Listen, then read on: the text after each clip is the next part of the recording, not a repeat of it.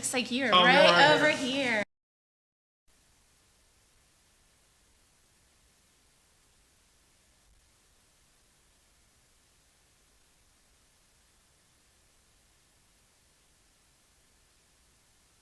Um, 6:30 and the work session, looking in the agenda. You have, all you need for the work session is the code section.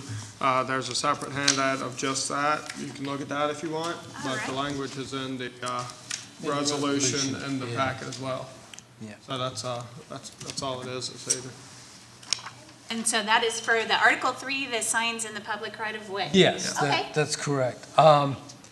Before I really get into the meat of it, I just want to point out that this was initiated by the City Council on January 24th, a month ago today, in order to allow subdivision identification signs within the city right of ways under certain circumstances. That's the way it was advertised. Actually, in advance of that city council meeting, I was asked to write something that would address subdivision identification signs.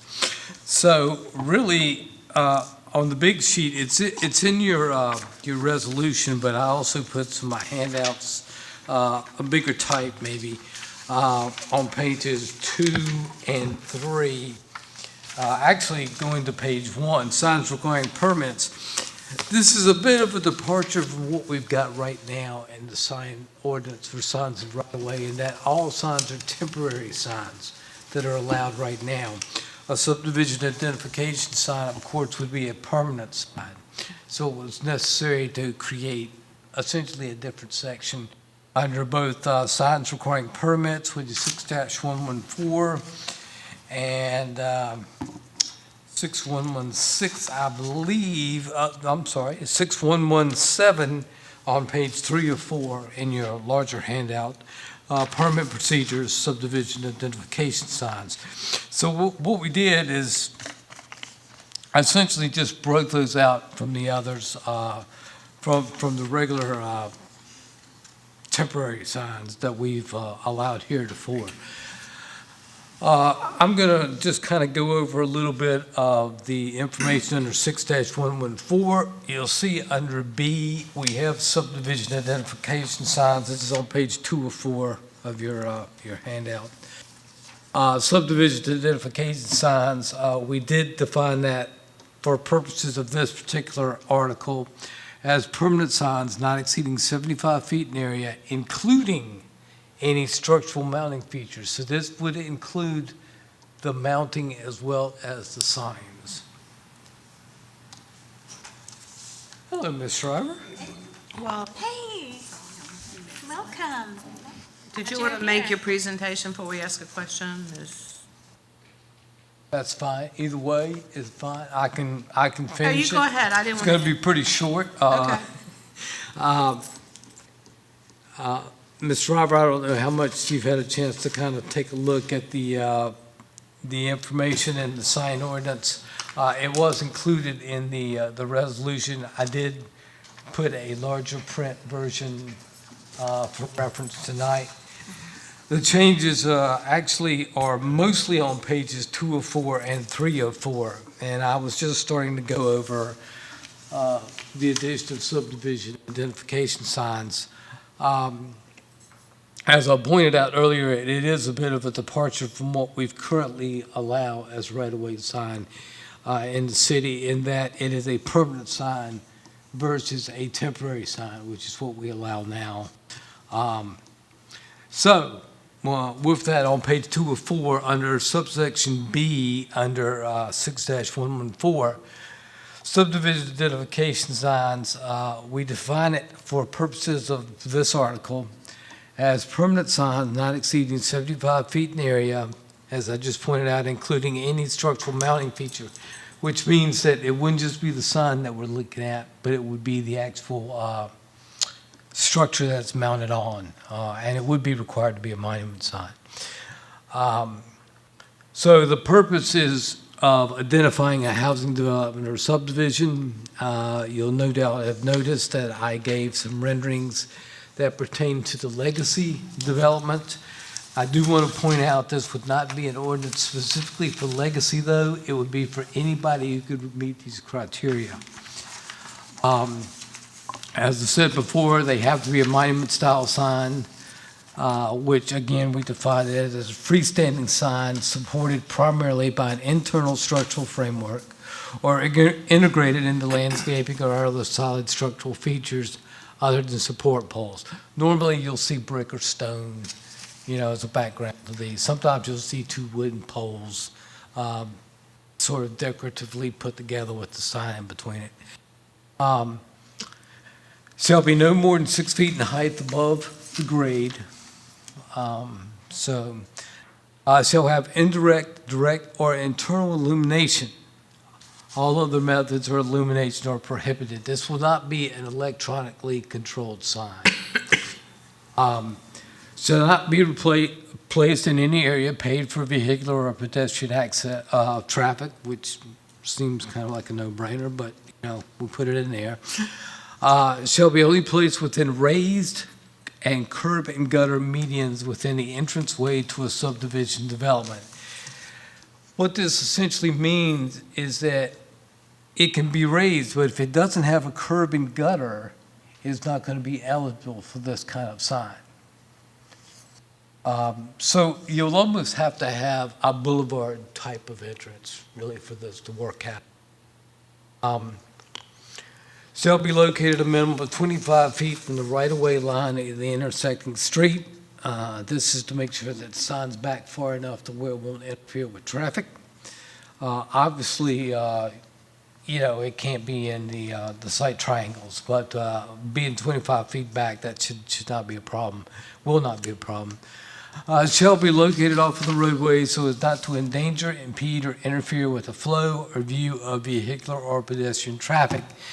Just in case the 25 feet, for whatever reason, doesn't work, it'd have to be set back further. Shall be limited to one sign per entrance and a maximum of 2 signs per subdivision. That's it. If you've got two entrances, great. You can have one per intersection. But if you have a third, you can't have it there. You can only have a maximum of 2. So that's what we call a subdivision identification sign, meeting those criteria. The actual permit procedures for subdivision identification signs, again, we broke that out into a different section since it is a different sign than the more or less temporary signs we currently allow now. Basically, if you're applying for a subdivision identification sign, what we're going to require is that you show the proposed location of the sign, the material which the sign is going to be constructed, all dimensions of the sign, the material of which the monument feature will be constructed, all dimensions of the monument structure, an architectural rendering displaying the appearance of the sign and monument feature in color, a non-refundable fee of $75 shall accompany the application form. And the only other change is just a numbering thing for removal of unpermitted signs. It's unchanged, it's number changed because I added a new section. Question? Yeah, question. In your write-up, it says the size would be 75 square feet, and I didn't see that in either section of the proposed change. Did I miss it? Well, so as not to get too much detail in legacy, I've just got them to give a rendering. I will tell you that they have since given us material that's indicated that they're going to be abiding by that 75 feet.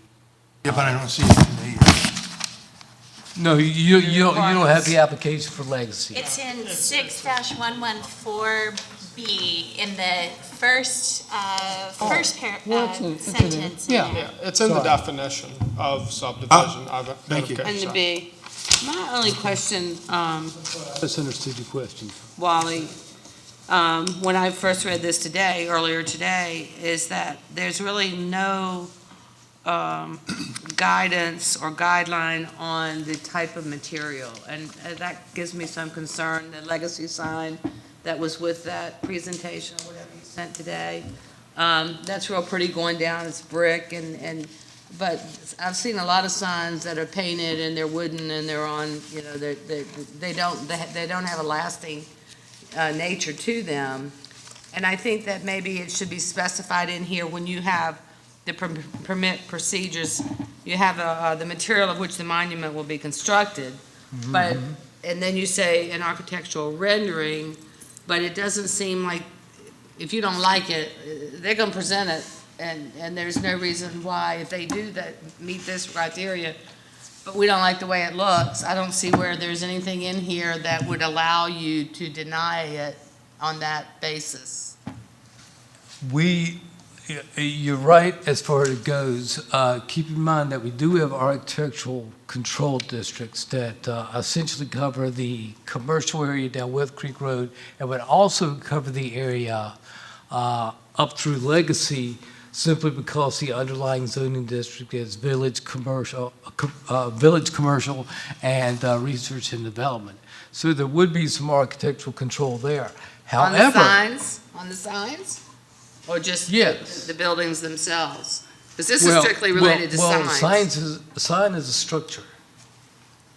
So the ARB governs structures and buildings.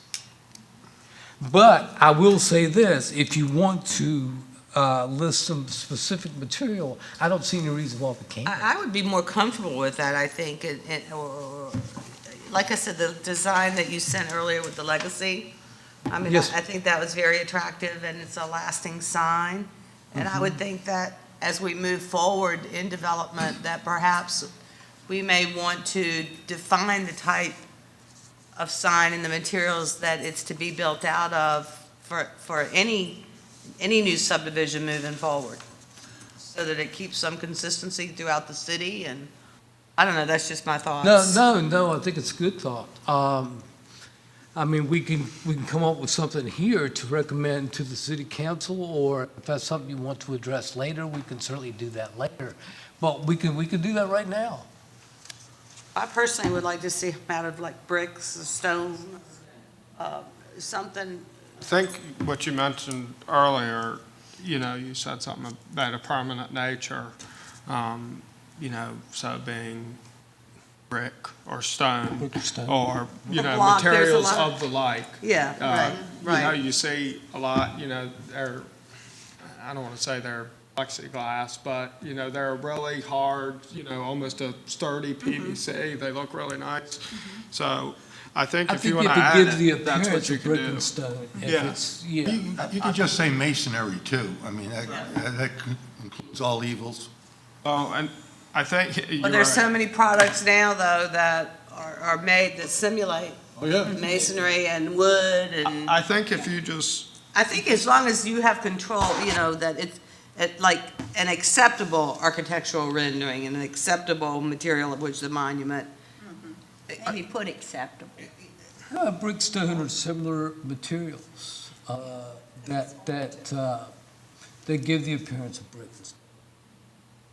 I'm just throwing that out there. Is the key word, I think, permanent, because even a wood sign deteriorates. Sure, it does. So permanent is sort of, and would the permit not be issued if it wasn't suitable? I mean, I'm looking at it. if it's in an architectural control district, without approval from the ARB, we wouldn't issue the permit. Wouldn't issue a permit. But if, If it's not in that district, though. And it may not be it in the could, future. it may Let's not say a be. subdivision down the road, or, you know, whichever way, that's not in So, I that mean, district. I think it's a good idea to add something in there about the material. Can I give you a suggestion? Yes, please. I think just based on the nature of the conversation, and Wally, if we just wanted to add a ninth requirement in section B that says shall be constructed with materials of a permanent nature, I think that, you know, covers us. So, you know, we avoid, you know, signs that might deteriorate, like Ms. Shriver said. That would be my suggestion, unless you want to get more specific. Well, a permanent nature, like you say, plexiglass is something that would probably last a long time, and you could paint it, but it peels off of plexiglass. You know, I just think that moving forward, we want the entrances to be nice. So why not specify masonry or the like, masonry or brick, and, you know, or the like. Or stone? Or Brick, stone, stones. masonry, I would that. prefer to see that. 'Cause I- But for example, you know, I would say permanent nature, by example, stone, masonry, brick, but it To is. include, Yeah, to include. to 'cause include there's a lot brick, of things like stone, what you use for railings, you know, like that PVC stuff, right, that's permanent. like tracks, kind of. But I'm not sure that's, I mean, I know. Yeah. Sure, that's what we It's real want. dicey Yeah. there.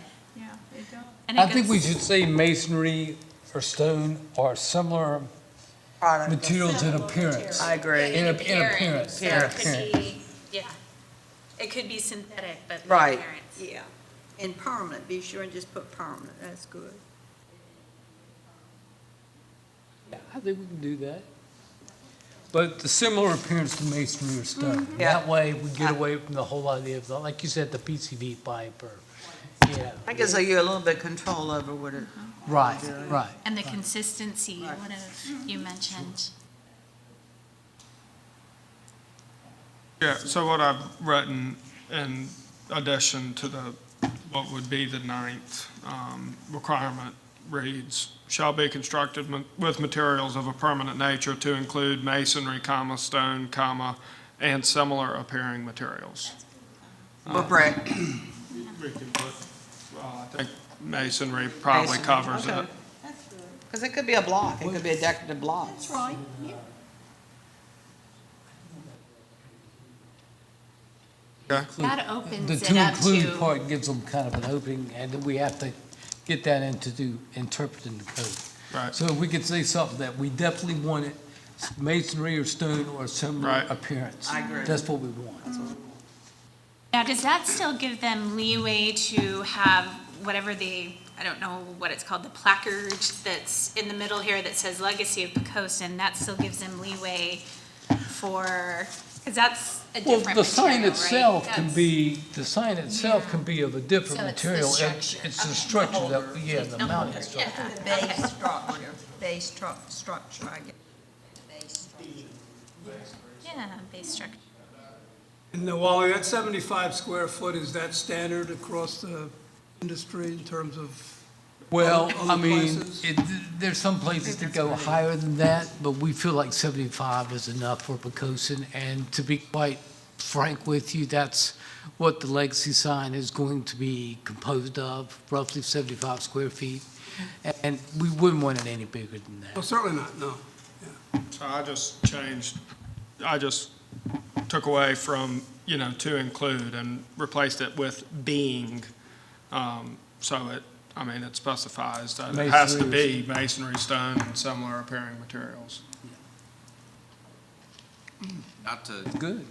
confuse a whole lot of stuff, but you want to put that into number one, since it sounds like the intention is to be not necessarily the sign itself, but the monument that surrounds the sign is what you want to be the stone. Well, Andy, I would say B1 would be where we'd want to put that. Shall be monument-style signs defined as freestanding Right, signs. and that's what I'm saying, is do you want to just put that language into number one rather think than we could. creating a number nine? That's a good idea. I think we could, yeah. That way it's all in one place, That have way it's to. not confusing, because they're going, oh, wait, the sign has to be? Right, As you right, were just asking, right. does the sign have to be Right. Right. stone, or are we talking about the monument surrounding the stone? The structure, the base, Right. the holder of the sign. Yeah, That hopefully would take out some of the interpretation that Yeah. would be required. yes, in- indeed, indeed. Yeah, that's good. Yeah, good suggestion, thank you. Thank you. When the sign talks about illumination, you're saying basically electric lights have to be on the sign? Well, you'd have direct illumination, you'd have like the signs that gotta shine the external light on it. That's kind of what I was thinking about. Internal illumination, I mean, it could be a lighted sign, but it wouldn't be an electronic sign. Like you see, at the shopping center, you'll see signs lit up. They're not necessarily electronic message signs, but they are lit up This- from inside. The reason I'm bringing it up is if you have like our subdivision has 24 homes in it, and it has a sign, masonry, pretty much there, but it's not lit up. And if it was to be lit up, it'd have to be fed off of something, whether Right. it's a street light or someone's house. And Sure. that would be the, ability to provide the electricity for that lighting. Right. And that's, that'll be a challenge, a bigger challenge for some subdivisions than others. That That'd be depends under on. an HOA? Would Depends that- on, well, it depends on where Dominion's gonna run their lines, yeah. It really all depends on that. Depends If on you have the- streetlights that illuminate it, for You instance. might be able to get, The well, entry, if you've got streetlights going in and a light that goes over it, that's part of the subdivision. that could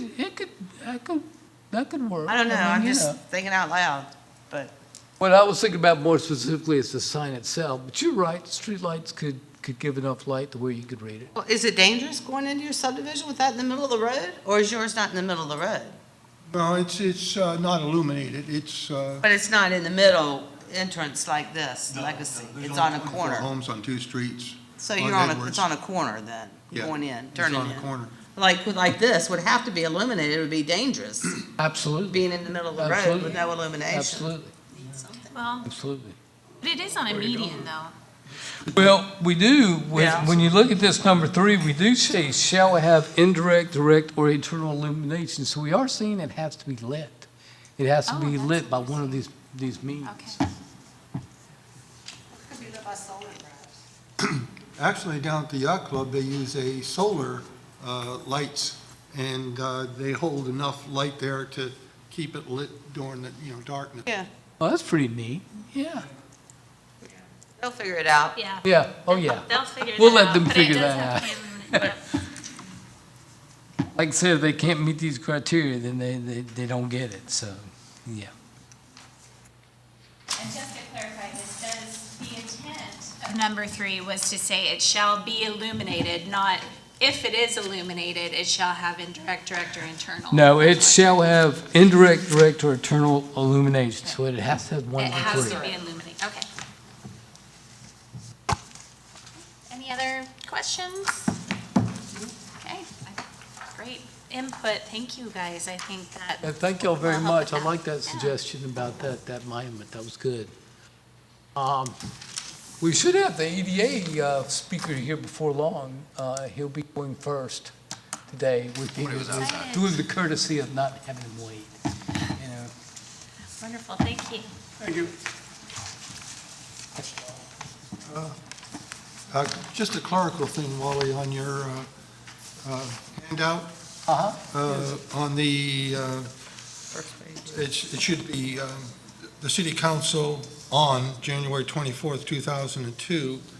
Instead, it says OM, just a technical. that sounds like something I would do.